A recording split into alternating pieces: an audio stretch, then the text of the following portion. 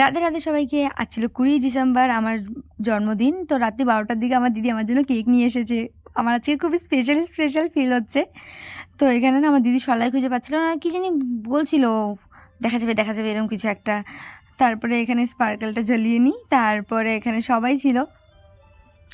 আস্তে আস্তে কেক কেটে আর আমি সেই খুশি পাচ্ছিলাম যে ও আমার দিদি আমার জন্য কেক নিয়ে এসছে। এবার ফার্স্ট আমার জন্য আমার দিদি রাত্রেবেলা কেক, এর আগের বার আমাকে 10 টাকা দামের কেক কাটিয়েছিল না, আমার দিদি তাও কাটিয়েছে, আমি আমার দিদিকে তাও কাটাইনি। এটা আমার মা, রাত্রেবেলায় সবাই ছিল ওখানে, মা, ছোটো জেঠি, বড় জেঠি, ব্যাস আর কেউ ছিল না, আমি আর আমার দিদি। তো সবাইকে কেক খাইয়ে আমিও কেকটা খাইয়ে দেয় আমার দিদি। খুব টেস্টি ছিল, মিয়ামরের কেক না, কি আর হবে, তার মধ্যে চকলেট কেক নিয়ে এসেছে আমার দিদি। ভাবতে পারছো বোনের প্রতি ভালোবাসা বেড়েছে আমার দিদির। তারপরে পরের দিন আমার এক্সাম ছিল থেকে ঝটপট ঘুমিয়ে পড়েছিলাম আর রাত করিনি। এই যে ঘুমের থেকে উঠে আমার অবস্থা দেখতেই পারছো তোমরা, চোখ মুখ লাল হয়ে গেছে আর এত পরিমাণে দেরি হয়ে গেছিলো যে আমি আর পরে ভিডিওটা কন্টিনিউ করতেই পারিনি।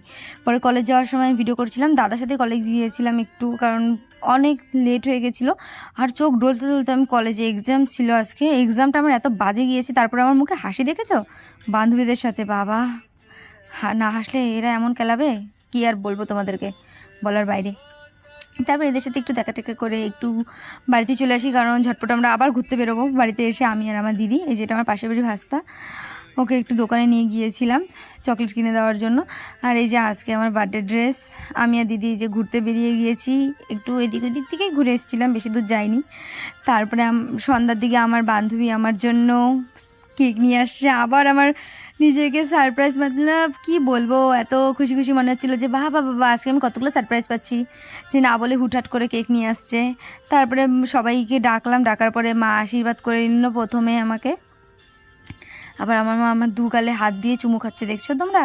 এটা আর আমাদের পাশের বাড়ি জেঠি। এখন যদি বলো যে এত বেলুন টেলুন তো সাজিয়ে, এত লোক কীভাবে হলো, ব্যাপারটা হয়েছে কি, আমাদের এখানে কীর্তন কালকের থেকে অষ্টপ্রহর হবে, তো ওই পাশের বাড়ি জেঠিটা চাঁদা কাটতে যাবে, মাকে যার জন্য ডাকতে এসেছিলো। তো মা বললো যে আমি তো আজকে যেতে পারবো না, আজকে উর্মির বার্থডে, তো আসো কেক কাটা হবে, তুমি একটু আশীর্বাদ দিয়ে দাও। তো এটা আমার ছোটো জেঠি যাবে।